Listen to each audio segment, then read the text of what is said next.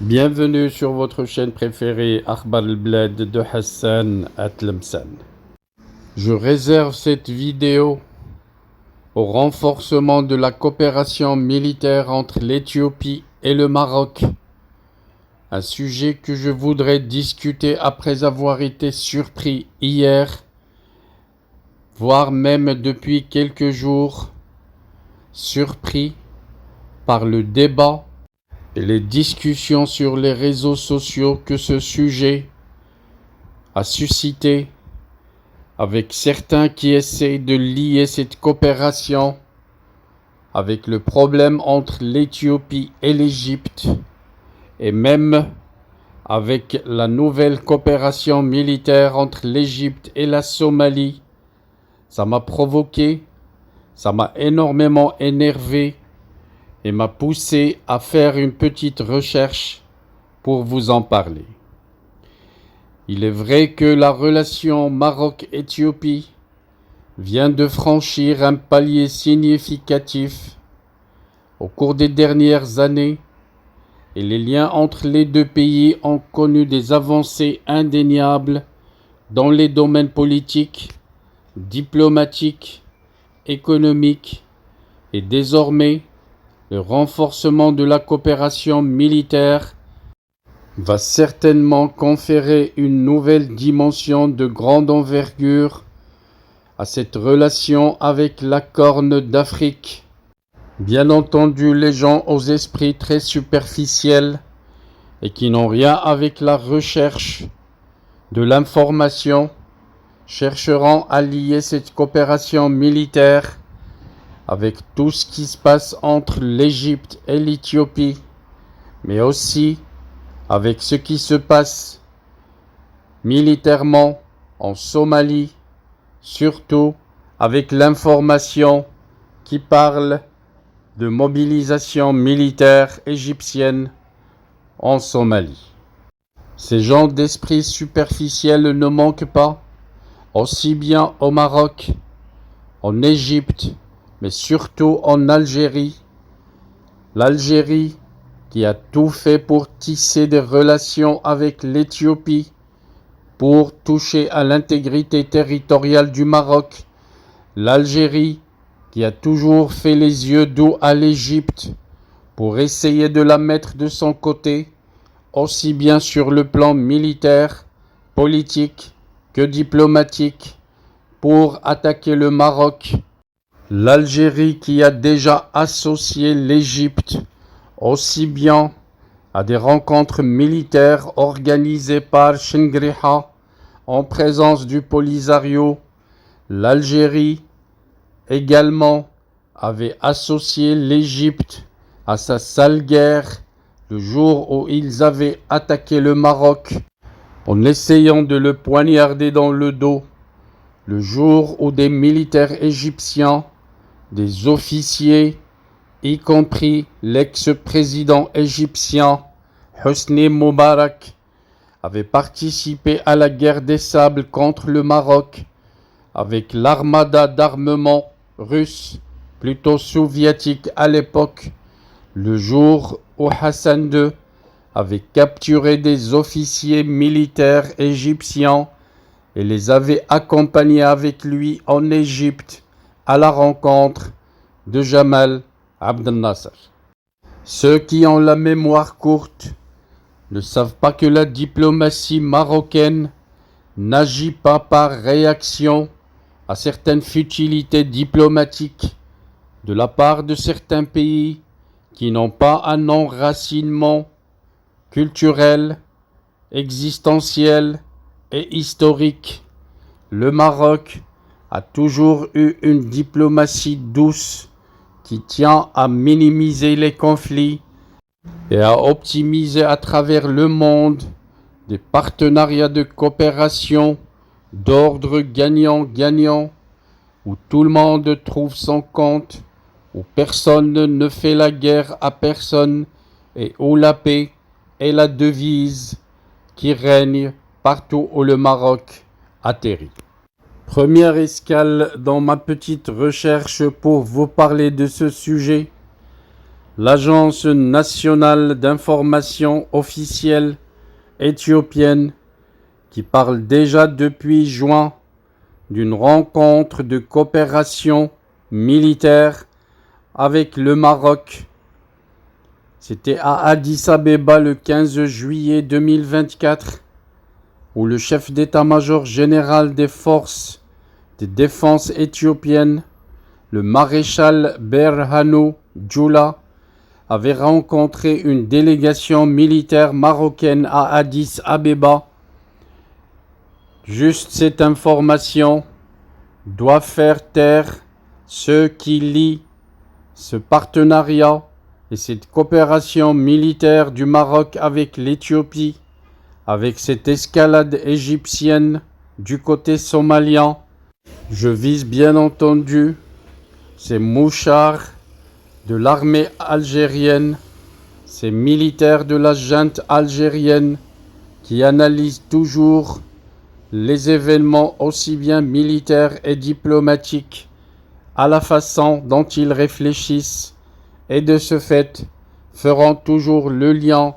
entre tout ce que fait le Maroc de beau avec tout ce qu'ils ont de sale dans leur cervelle. Donc que tous ceux qui croient que cette rencontre qui avait eu lieu il y a quelques jours entre la délégation militaire marocaine et la délégation militaire éthiopienne, tous ceux qui croient que c'est ce jour-là que cette coopération militaire est née, qu'ils se détrempent, ou plutôt qu'ils cessent de nous raconter des mensonges,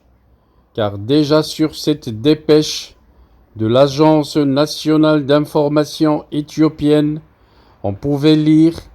que la réunion du 15 juillet avait porté sur le renforcement des liens militaires entre les deux nations. À cette occasion, la dépêche signale que le maréchal Berhanu a reconnu les relations de longue date entre l'Éthiopie et le Maroc, tout en reconnaissant également les perturbations passées,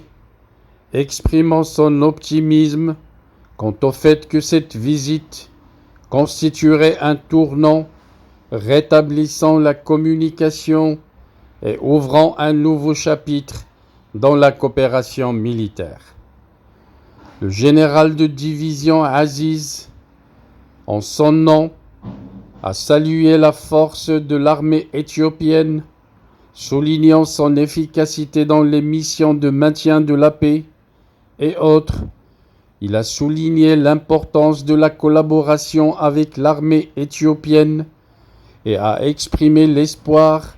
que cette discussion ouvrirait la voie à un partenariat renouvelé sur les questions de paix et de sécurité. Voilà donc, on retrouve les ingrédients, on détecte déjà les semis qui allaient pousser et donner cette grande coopération entre les deux pays. Et comme l'a précisé le général marocain,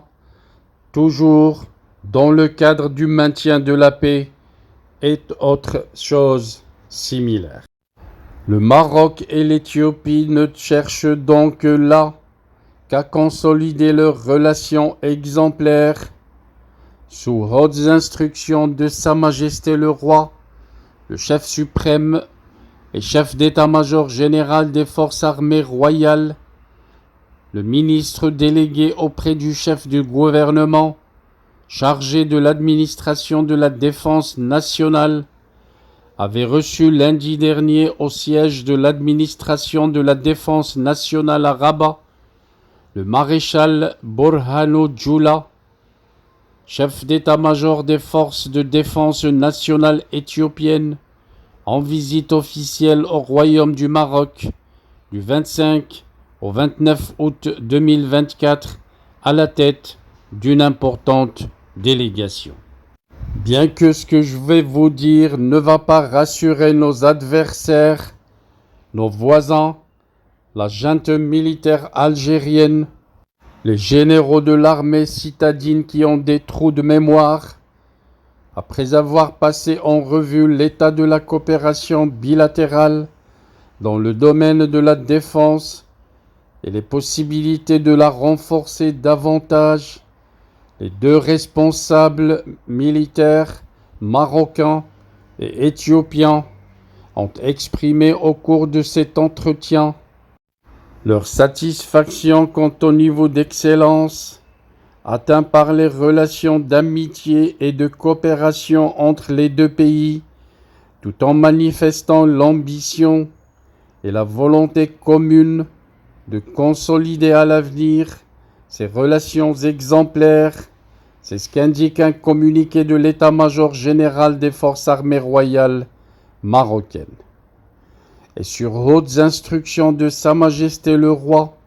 chef suprême et chef d'état-major général des forces armées royales, général de corps d'armée, inspecteur général des forces armées royales et commandant de la zone sud, a reçu au siège de l'état-major général des forces armées royales le maréchal Borhano Jula, chef d'état-major des forces de défense nationale éthiopienne.